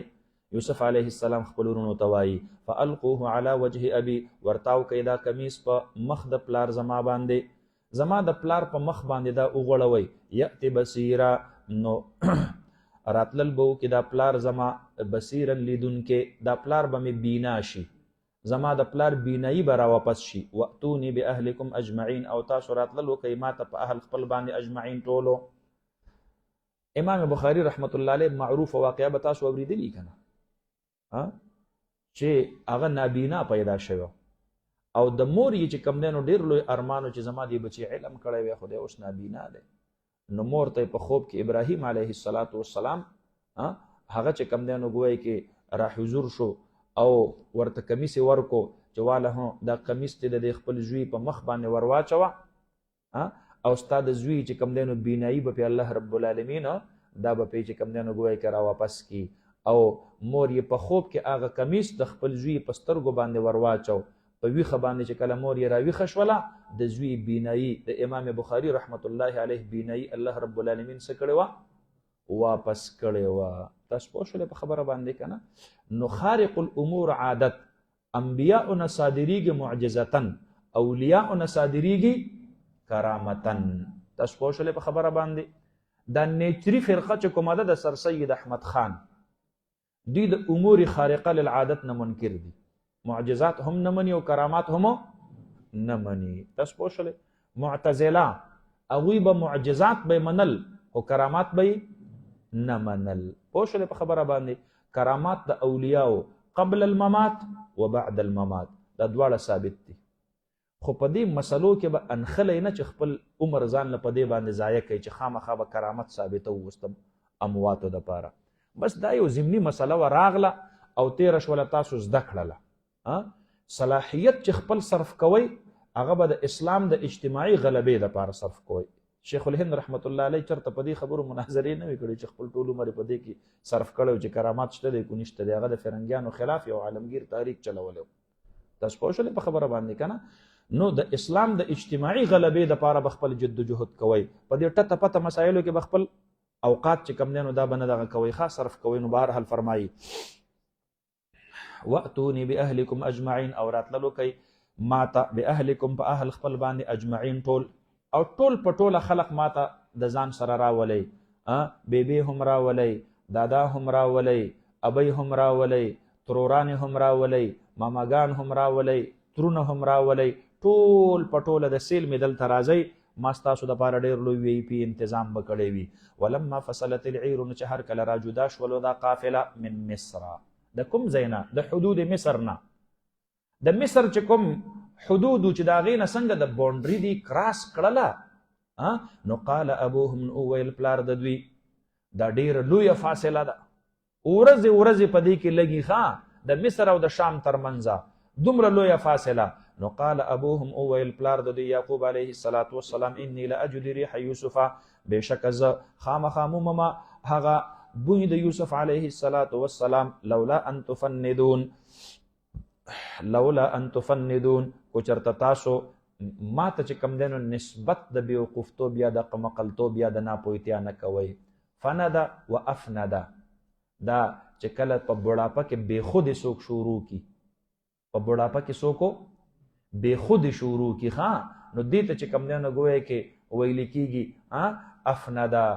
تاسو پوه شولې په خبره باندې که نه؟ او فنده لولا ان تفندون، کو چرته تاسو ماته د بېخودۍ د خبرو نسبت نه کوئ که نه، نو یره زما داسې چې کوم دی نو ګویا کې احساس دی چې ماته د یوسف علیه السلام بوی محسوس شو. قالو دوی وویل تالله د کور نورو خلقو ورته وویل اوس یوسف یعقوب علیه السلام آلته په کور کې ناست دی او الله رب العالمین ورته د یوسف علیه السلام د دې قمیص دا خوشبو ور ورسوله. پوه شولې په خبره باندې کنه امور خارقه للعادت دي کنه. نو د کور د خلقو سره لګیا دی یاره د یوسف علیه السلام خوشبو را باندې ولګېدله. قالو د کور خلق ورته وایي تالله انک لفی ضلالک القدیم، قسم مو دی په الله باندې بېشکه ته چې په هغې خپله خطایې زړه کې ته اوسه پورې په هغه زړو ټلونو باندې زانګې. چېرته یوسف چېرته دی هغه به مړ وي، خاورې یې شوې به وي. اوس کور خلقو ته هم لا پته نشته دی ځکه ورونه خو لا په لاره دي که نه. نو فلما ان جاء البشیر، پس هر کله چې راغی زیری ورکوونکې، نو دا څوک و؟ نو علماو لیکلي چې دا د مشر رور و. په دې ورونو کې د مشر رور د ځان سره دا کمیس راغستی دی ځکه د مشر رور ورته مخکې دا اطلاع ورکړې وه چې صاحبه زمونږ نه خو ګورې زمونږ هغه رور چې کم دی نو هغه شرمخ وخوړلو او هغه کمیس یې ورله راوړو. نو چې هغه کمیس کم رور راوړی نو هغې رور چې کم دی نو دا کمیس هم راوړلو. نو ده ورته دا د څه دپاره وي؟ وی صاحبه وی په هغه وخت کې مې پلار ډېر خفه کړی دی په دې خپله اطلاع باندې. نو تاسو کو خفه کېږئ نو دا کمیس به م زه وړمه چې هغه خپل دغه باندې چې کم دی نو د هغې کفاره ادا کمه او دی خوشحاله کم. نو فرمایي فلما ان جاء البشیر، پس هر کله چې راتلل وکړل دی زیرې ورکوونکي یعنی د مشر رور یهودا، القاه علی وجهه، ورتاو یې کړلو دا کمیس په مخ د یعقوب علیه السلام باندې. فرتد بصیرا، پس دی را واپس شو. فرتد نو پس دی را واپس شو یعقوب علیه السلام بصیرا لیدونکې، د ده بینایی را واپس شوله او رامعات شوله. قال نو وویل یعقوب علیه السلام، اوس د کور عامو زنانه و عامو خلقو ته وایي الم اقل لکم، آیا ما نه ویلي تاسو ته انی اعلم من الله ما لا تعلمون، چې بېشکه زه خبر یم د جانبه د الله نه په هغې خبرو چې تاسو پرې نه یې خبر. قالو دی وویل تاسو ته ما نه ویلي چې انی لاجد ریح یوسف، اوس دا خو غیبي علم ما ته الله را رسولی و که نه. نو قالو دی اویل یا ابانا، دی برادران یوسف اویل یا ابانا ای پلار زمونږه استغفر لنا ذنوبنا، زمونږ دپاره بخشش وغواړه زمونږ د ګناهونو. دا جی زمونږ دپاره اوس ته دعا وغواړه. په نیکانو او صالحانو باندې د ځان دپاره دعا غوښتل دا ډیره زیاته چې کم دی نو ګوی کې اسرع للاجابت وي، په نسبت باندې په خپله باندې ځان ته دعا کول. تاسو پوه شولئ؟ د دې وجې نه خو به صحابه کرام نبی کریم صلی الله علیه وسلم نه راتلل چې تاسو راته دعا وکئ، چې زمونږ دې بچي ته دعا د برکت وکئ، چې ده ته تحنیک وکئ، ده ته دعا بالخیر وکئ. تاسو پوه شولئ په خبره باندې که نه؟ نو چې کله هم نیکانو خلقو له لاړ شئ، نن سبا خو چې څوک لاړ شي نو کوشش دا کوي چې غلی موبایل راوالي سیلفي وباسي. پخوا به څه کېدل؟ پخوا به خلقو په نیکانو خلقو باندې ځان دپاره دعا غوښتل، ایره چې ما ته دعا وکئ، یاره جی زما بچو ته دعا وکئ. تاسو پوه شولئ په خبره باندې که نه؟ نیکانو خلقو باندې د خپل ځان دپاره خامخا دعا دا غواړئ ځکه د دوی دا دعا چې کوم دی نو دا اسرع للاجابت وي. نو دوی خپل پلار ته وایي. نو یو خو دا په دې کې دې طرف ته هم اشاره ده چې دا جی تاسو د الله نه زمونږ دپاره معافي غواړئ، نو د دې سره ضروري ده دا خبره چې ستاسو زړه ته کم دک رسېدلی دی هغه خبره ته تاسو په خپله معاف کوئ او معاف کوئ. ځکه چې د الله حق راله معاف کوئ نو خپل حق خو به خامخا تاسو معاف کوئ. نو فرمایي ورته استغفر لنا ذنوبنا، بخشش وغواړه زمونږ دپاره زمونږ د ګناهونو، او د ټولو نه زیات چې کومه دعا تاسو غواړئ نو په خپلو کورونو کې په خپلو والدینو باندې غواړئ. تاسو پوه شولئ په خبره باندې؟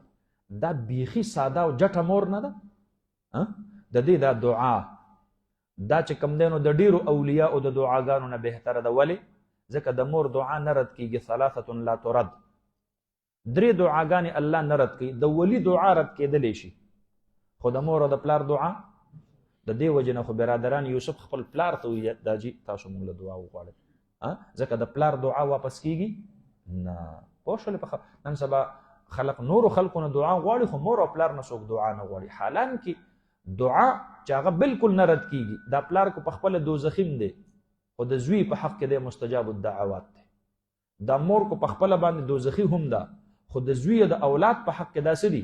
دا مستجاب الدعوات دي. د لور په حق کې دا مستجاب الدعوات دي. دا زه نه وایم، دا خو نبی علیه السلام مبارک فرمایي ثلاثة لا ترد، دعوة الوالدین لولده، او دعوة المظلوم، او دعوة ابن السبیل. د مسافر دعا، د مظلوم دعا، او د قرنګ چې کم دینو د مور او د پلار دعا، دا چرته چې کم دینو ګویا کې واپس کیږي نه. نو فرمای استغفر لنا ذنوبنا، بخشش وغواړه زمونږ د پاره زمونږ د ګناهونو، انا كنا خاطئين، بشکو مونږ خطاکار. قال نو ویل یعقوب علیه السلام سوف استغفر لكم ربي، قریب د چې زبا بخشش وغواړم ستاسو د پاره د الله رب العالمین نه، د خپل رب نه بستاسو د پاره ز استغفار وغواړم. خو اوس لا نه، اوس ما خام دی بچو تاسو د شي لګون خوب به وکړو، بیا د تهجد وخت را روان دی، زه به یو 2 رکعاته نفل وکم او دس به مې کړی او د تهجد په وخت کې دعا به وغواړم. نو المستغفرین بالاسحار، د تهجد د وخت استغفار چې کم دی نو ګویا کې الله رب العالمین دا ډیر قبلی. سوف استغفر لكم ربي انه هو الغفور الرحیم، بشک دق الله رب العالمین بخشش کوونکی مهربان. فلما دخلوا على يوسف، فظهر کله چې دی داخل شو یوسف علیه السلام باندې، اوسو دلته چې کم دینو تیاری شروع شو، ټول خاندان او عائله فیملی دا چې کم دینو روانه شوله د مصر په طرف باندې، د کور او د خاندان ټول خلق دی پکې، ځکه هغه خو دعوت ورکړو ائتونی واتونی باهلکم اجمعین، دعوت ټول ته ملاو دی کنه. نو وس ټول په ټول روان شو، دا خوشحالي ده. صاحب زمونږ سړی چې کم دینو هغه خو الته د مصر بادشاه دی او زی چې لاړ شو نو ټول په ټوله اوس روان شو. چې کله الته ور ورسېدل مفسرین لیکلي د یوسف علیه السلام د حدود مصر نه، د باب مصر نه بهر ولاړ دی، د خپل بوډا پلار چې کم دینو ګویا کې په انتظار باندې. بعضې مفسرین لیکلي دي مورکۍ دای چې کم دینو ژوندی وه یعنی د خپل، او بعضې لیکلي دي چې نه و ژوندی، د دوی مور خو په ولادت د بنیامین کې وفات شوې وه، البته د دې نورو رونو هغه مور یې ژوندی وه کومه چې د دې ترور حسابېدله. او بعضې علماو لیکلي نه چې دواړه میندې وفات وي، خپله مور او مېرنۍ مور دواړه وفات وي، خو چونکې ترور یې چې کم دی نو ګویا کې بله هغه ژوندی وه او د مور خور ترور دا هم په منزله چې کم دی نو ګویا کې په احترام کې د چا باندې وي؟ د مور باندې وي. لکه څرنګه چې تر په احترام کې په منزله د چا وي؟ د پلار وي. د پلار ورور د پلار په شان احترام لري، د مور خور د مور په شان احترام لري. نو فرمایي فلما دخلوا علی یوسف، پس هر کله چې دوی داخل شو په یوسف علیه السلام باندې، نو آوا الیه ابویه، نو زی ورکړلو د خپل ځان سره یوسف علیه السلام. چاته زی ورکړلو؟ ابویه، مور او پلار خپل ته، داجی او بیبی. تاسو به زما سره چې کم دینو په دې کمره کې پاتې کیږئ، ها ستاسو وسانه به زما په دې شاهي په دې چې کم دینو ګویا کې کمره کې وي. وقال او ویل ادخلوا مصر، او تاسو داخل شئ مصر ته ان شاء الله، کو چرته وغوښتله الله رب العالمین آمنین په امن کې. نو یا دا چې په سورلۍ کې فی الحال د ځان سره ورلځی ورکو، نو دا هم اعزاز دی چې بادشاه وقت هغه په خپل سورلۍ باندې د ځان سره څوک کینی، نو دا هم ډیره لویه د اعزاز خبره ده. نو بیا ورته وایي چې ادخلوا مصر ان شاء الله آمنین، اوس به تاسو په امن کې یی ان شاء الله. ورفع ابویه علی العرش، او پورته کړل مور او پلار خپل علی العرش په تخت باندې د ځان سره په یو ځای په کرسو باندې کېنول. پته ولګېدله د احترام یو صورت دا هم د خپل استاز یا خپل مور او خپل پلار یا خپل مشرور او خپل تره هغه د خپل ځان سره چې کم دی نو ګویا کې په مساوي کرسۍ باندې څوک صاحب عهده کېنی ښه. وخروا له سجدا، او دی پرېوتل ټول پټوله یوسف علیه السلام ته سجدا په هغه سجده د تعظیم باندې، یا سجود انحناء، معمولی داسې ټیټېدلو کې په هغه وخت کې سجود الانحناء سو دا جایز و. اوس زمونږ او ستاسو په دې امت کې تاسو ته ما ویلي چې شرک او شوائب د شرک دا ټول په ټوله څه دي؟ دا ممنوع دي. نو چې د رکوع صورت اختیاري یا د سجود صورت اختیاري، نو داسې قسم احترام او تعظیم چې کم دی نو په دې امت کې څه دی؟ دا ممنوع دی. فرمایي ورفع ابویه علی العرش وخروا له سجدا. وقال او ویل یوسف علیه السلام یا ابتی ایداجی یعقوب علیه السلام هذا تأویل رؤیایا، دا کیفیت ورته اخذلو داجی بس دا اوس چې کوم کیفیت و کنه دا هم هغه تعبیر زما د خوب و من قبل مخکې د دین هغه خوب چې مې لیدلی و کنه بس هم دقه د هغې خوب تعبیر دی. قد جعلها ربي حقا، په تحقیق سره وګرځولو دی خوب زما لره رښتیا. وقد احسن بي، او الله رب العالمین احسان وکړو زما سره اذ اخرجني من السجن، په هغه وخت کې چې زه راوباسلم د قید نه. اوس د قید نه خو مخکې هم ډېرې مرحلې تېرې شوي دي، خو یوسف علیه السلام کریمانه نبوي اخلاق لري، ورونه ملامت کوي نه. نو دا ورته نه وایي چې شکر دی چې الله رب العالمین د کوی نه روباسلمه، ولې د کوی تذکره چې راځي نورونه بس کیږي ملامت کیږي. تاسو پوه شئ په خبره باندې. نو دغه مرحله تر نه سکیپ کړله، هغه ته نه حذف کړله چې بیا به مې دارونه د دې ته په مخ باندې به یو پیغور راځي. نو بس ما خو دې ته مخکې ویلي چې لا تثریب علیکم اليوم، نو لا عتاب ولا ملام علیکم اليوم، په تاسو باندې هیڅ قسم څه عتاب او څه ملام نشته دی. نو چې یو پیره مې ورته خبره کړې ده، اوس ورته دوباره بیا چې کوم دی نو ګویا کې هغه خبرې په نوړی نه ږدم. نو اذ اخرجني من السجن، په هغه وخت کې چې را وباسلو ما لره الله رب العالمین د قید نه، وجاء بكم من البدو، او راتللو کړل الله رب العالمین په تاسو باندې د صحرا د شام نه، من بعد ان نزغ الشیطان بیني وبین اخوتي، وروستو د دینه چې جګړه ورچولې وه شیطان زما او زما درونو ترمنځ، د دې نسبت یې هم چاته وکړو شیطان ته وکړو. تاسو پوه شئ په خبره باندې. بس شیطان زما او زما درونو ترمنځ اختلافات او خفګان پیدا کړو. ما ته وګورئ دا نبوي اخلاق دي.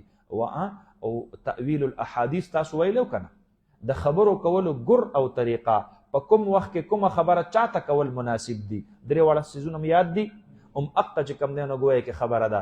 ان ربي لطیف، بېشکه رب زما ډېر مهربانه دی، لما د هغه څه دپاره یشاء چې وغواړي. یا لطیف باریک بین دی، د لطف نه یا د لطافت نه، د دواړو نه راتللی شي. کو د لطف نشي نو معنی مهربان، او کو د لطافت نشي نو معنی باریک بینی. او الله رب العالمین هغه چې کوم دی نو باریک بین دی. لما یشاء د هغه څه دپاره چې وغواړي. انه هو العلیم الحکیم، بېشکه دغه الله رب العالمین علم او حکمت والا دی. رب قد آتیتنی، بس اوس چې کوم دی نو گویا کې دعا شروع کړله، ای رب زما قد آتیتنی من الملک، په تحقیق سره تا راتلل کړي دي ما ته من الملک د بادشاهت نه، وعلمتنی من تأویل الاحادیث، او تا تعلیم را کړی دی ما ته من تأویل الاحادیث، د هغې چې کوم دی نو گویا کې تعبیر د رؤیاو. یو ترجمه تاسو ته ما دا کړې وه که نه، خدایه تا ما ته چې کوم دی نو گویا کې تعبیر د رؤیاو هغه دې راته را کړی دی. یا من تأویل الاحادیث، د خبرو کولو عاقبت او انجام، د هغې طریقه او ګر خدایه هغه دې راته چې کوم دی نو گویا کې ښودلی دی. فاطر السماوات والارض، یا فاطر السماوات والارض، ای پیدا کوونکي د اسمانونو او د ځمکې، انت ولی فی الدنیا والآخرت، زما مددګار یې په دنیا او په آخرت کې. توفنی مسلمه، اوس خو چونکې حالات تېرېدل، والدین راغلل، رونه اتمام د نعمت او اکمال، دا ټول هر څه چې کوم دی نو ګویا کې وشو، اوس خو د مرګ تیاری شروع شو. نو یوسف علیه السلام دعا وغوښتله، توفنی مسلمه، خدای پاک وفات کې ما لره په داسې حال کې چې زه مسلمان یم، والحقنی بالصالحین، او ما پیوست کې د صالحینو سره په دې دنیا کې. معنا دا چې د وفات نه وروسته مې خدای قبر د خپلو نیکانو سره د انبیاو سره یو ځای په مقبره کې دا چې کوم دی نو ګویا کې راولي. یا الحقنی بالصالحین فی الاخره، خدای په آخرت کې مې د صالحینو خلقو په صف کې راپاسی. ما ته وګورئ چې نبی ابن نبی ابن نبی ابن نبی، کریم ابن کریم ابن کریم ابن کریم، شریف ابن شریف ابن شریف ابن شریف، چې هغه کله دا دعا غواړي چې توفنی مسلما والحقنی بالصالحین، خدای د ایمان په حال کې راته مرګ راکړي، خاتمه بالخیر راته الله رب العالمین نصیب کړي. موږ د کالج نه تلو یو کال د اجتماع ریوند لپاره، زموږ سره یو ډېر ښه امیر صاحب و، هغه وی زه تاسو یو عالم لبوزم.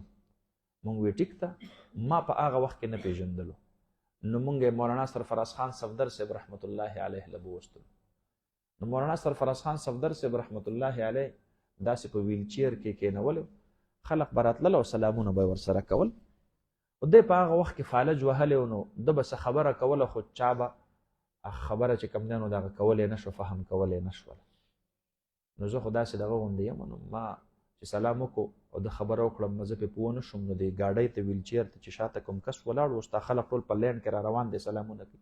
زه غلی غوندې شا طرف نه لاړم، هغه ته مې حضرت یہ بزرگ کچھ فرما رہے ہیں لیکن ہم اس کو سمجھ نہیں پا رہے، یہ حضرت کیا فرما رہے ہیں.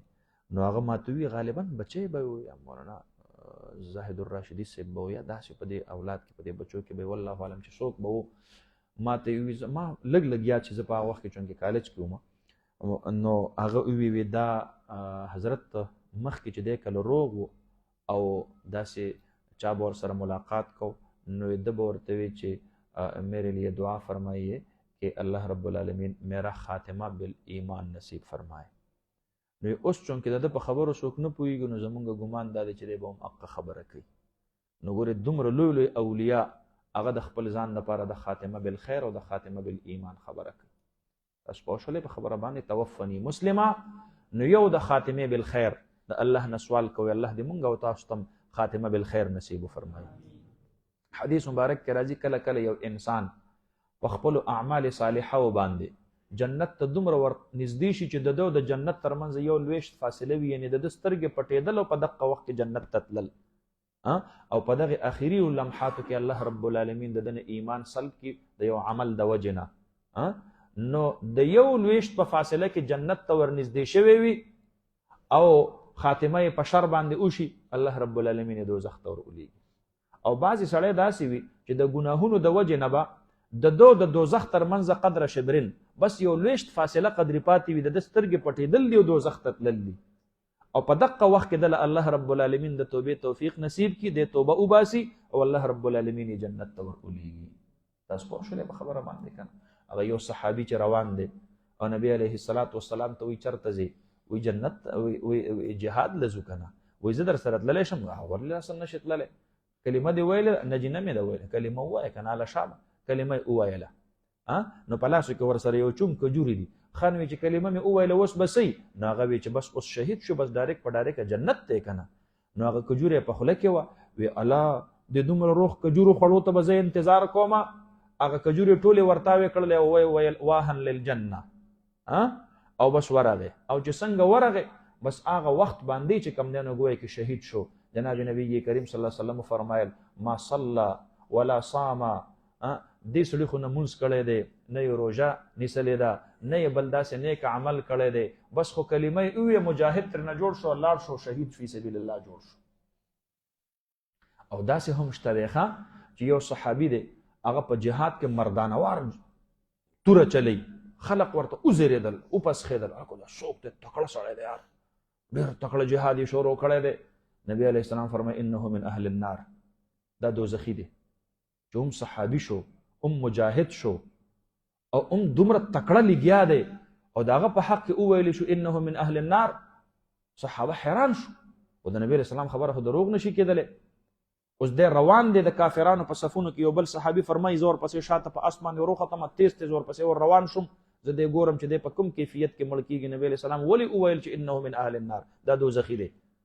نو چې کله ورپسې زه لاړم نو دی زه ورپسې روانم، دی یو کافر چې کوم دی نو ووهلو او دی په ځمکه را پرېوتلو او په ده باندې دا تکلیف سوا شو. نو دا توره یې ځان ته دقه شانتې چې کوم دی نو دا موټۍ یې په ځمکه کېښودله او دا نیغه شومبه یې پاسه او د خپلې سینې په دقه شانتې ور ښکته کړله او خودکشي وکړله. نو دا صحابي نبی علیه السلام ته راغی، ورته وایي صدقت یا رسول الله صلی الله علیه وسلم، د الله حبیب تاسو بالکل رښتیا وویل او ګوره هغه کوم باره کې چې تاسو فرمایلو انه من اهل النار، هغه صحابي خودکشي وکړله. نو کله کله یو سړی په خپل عمل باندې جنت ته نږدې شي اوس کو د دې په ځای باندې د خپل مرګ ته انتظار کړی وی دا شهید فی سبیل الله، بس بیا خبره خلاصه. خو آخر کې ته نه داسې یو عمل صادر شي چې بس په هغې باندې هغه د ده دپاره سبب د دوزخ جوړ شي. الله دې مونږ او تاسو ته خاتمه بالخیر نصیب فرمایي. نو توفني مسلمه، او دا دویمه خبره والحقني بالصالحین، خدایا آخرت کې مې د صالحینو خلقو په ډله کې راپاسې.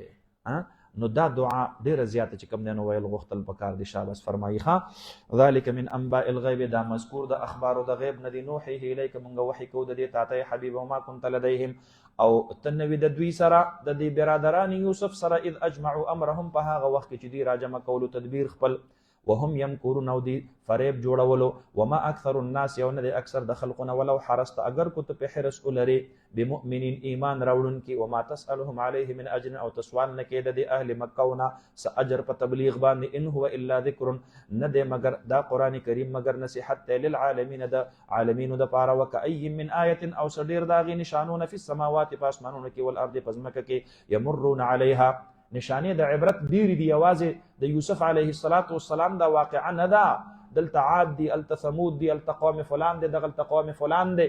یمرون علیها، د اهل مکه تیریږي په هغوی باندې په غړېدلو سترګو باندې، اینې د الله د عذاب دا نشانۍ. وهم عنها معرضون، په داسې حال کې چې دوی د دقې آیاتونه معرضون اعراض کوونکي دي، دوی د دقې نشانونه اعراض او مخ اړونکي دي او هېڅ چې کوم دی نو گویا کې سنجیدی نه اخلي. وما یؤمن اکثرهم بالله، او ایمان نه راوړي اکثر د دوی نه په الله رب العالمین باندې، الا وهم مشرکون، مگر په داسې حال کې الا وهم مشرکون، مگر دی شرک کوونکي دي. نو دوی ایمان نه راوړي، ښه اکثر د دوی نه دوی ایمان نه راوړي مگر دوی شرک کوونکي دي. بس دا اټل خبره.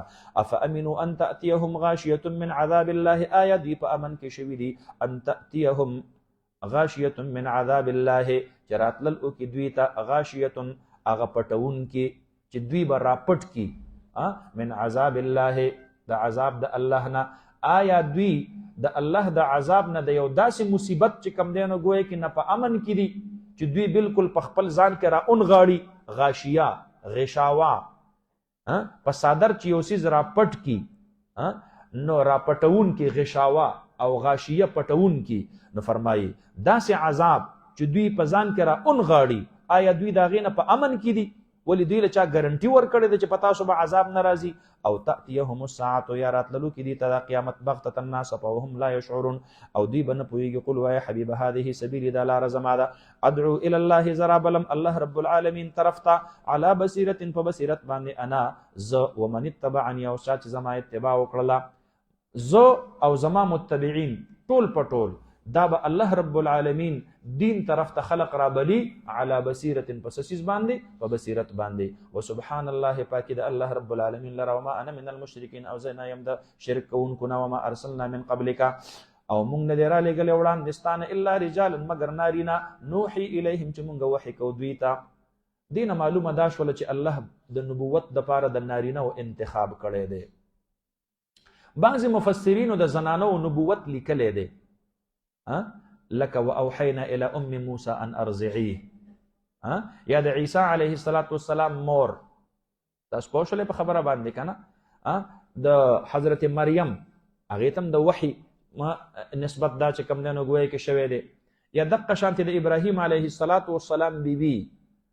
نو بعضې زنانو په باره کې د نبوت او وجه ورله دا ښودلې ده چې دوی ته د وحي نسبت شوی دی، خو دا قول مرجوح دی، راجح نه دی، ځکه دغلته وحي تاسو ته ما ویلو په معنا لغوي سره ده، په معنا اصطلاحي شرعي سره نه ده.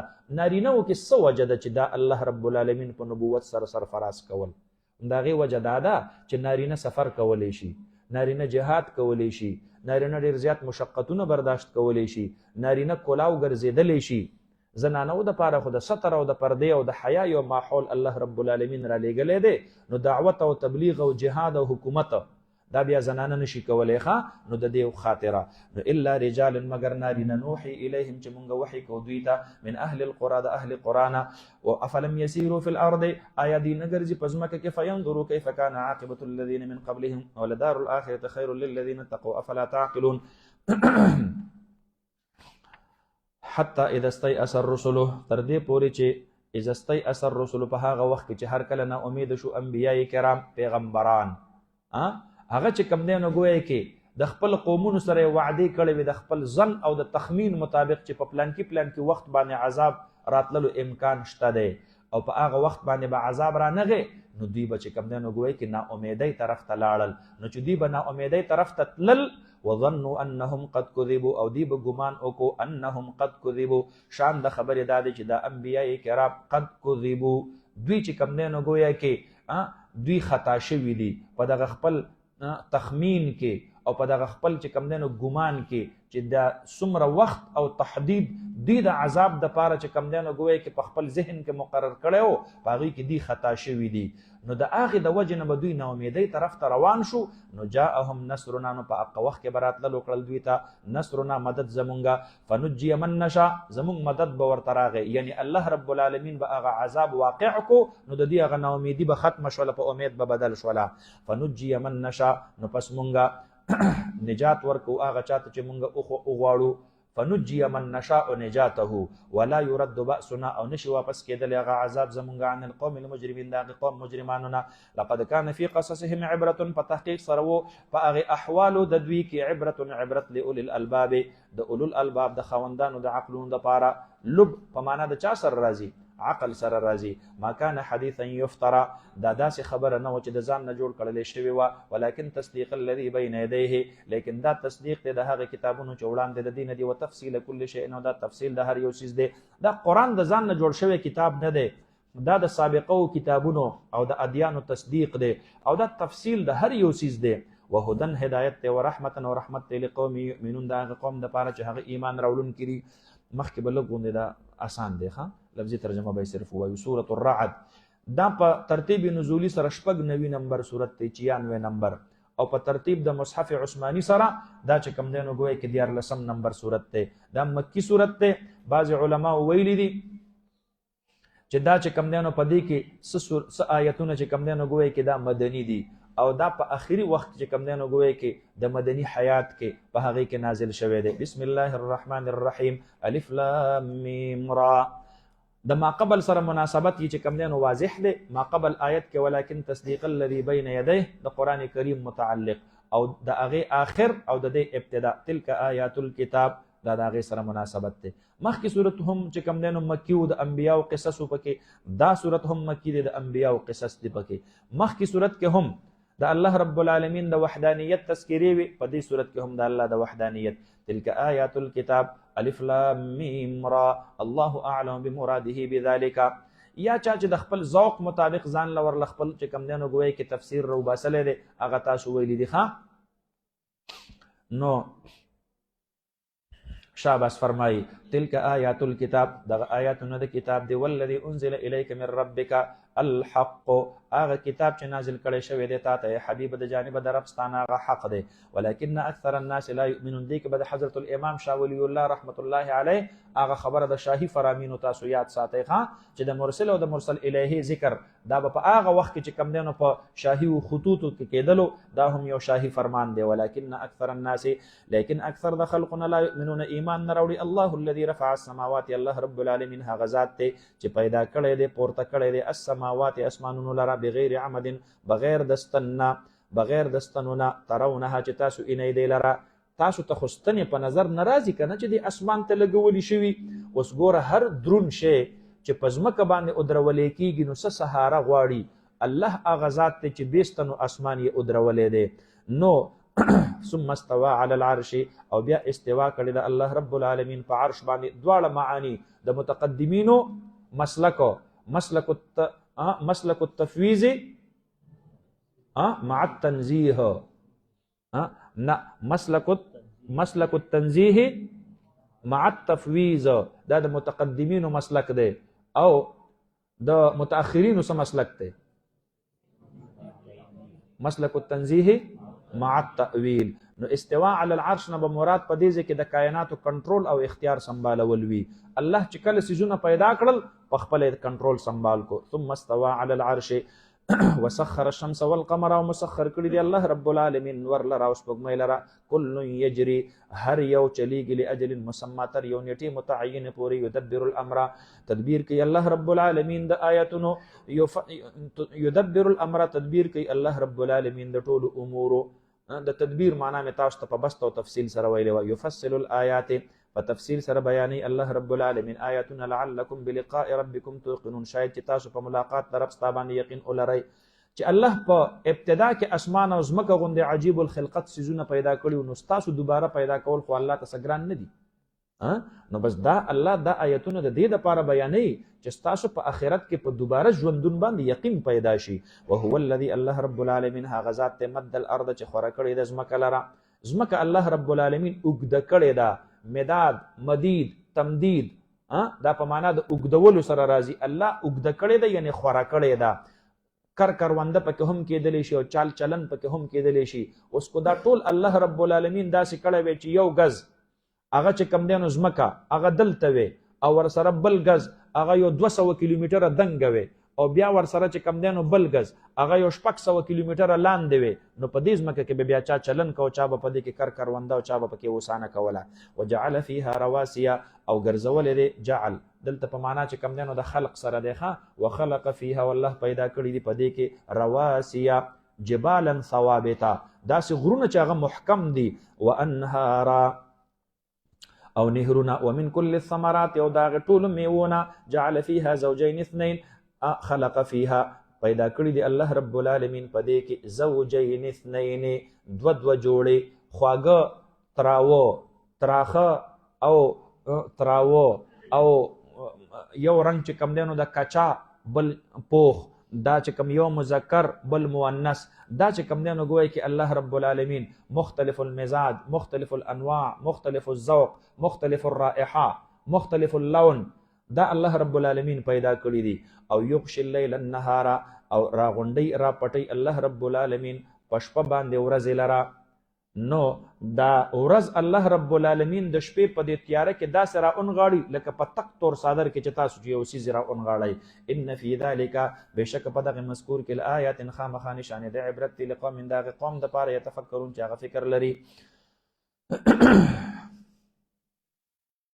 بار چرته زما په خیال جنازه ده عملګری بار بار اشاره کوي ها دا به ان شاء الله العزيز سبب به ان شاء الله ويدا مخکې آسان ده صدق الله العظيم وصدق رسوله النبي الكريم ونحن على ذلك لمن الشاهدين والشاكرين والحمد لله رب العالمين ربنا آتنا في الدنيا حسنة وفي الآخرة حسنة وقنا عذاب النار برحمتك يا رحمن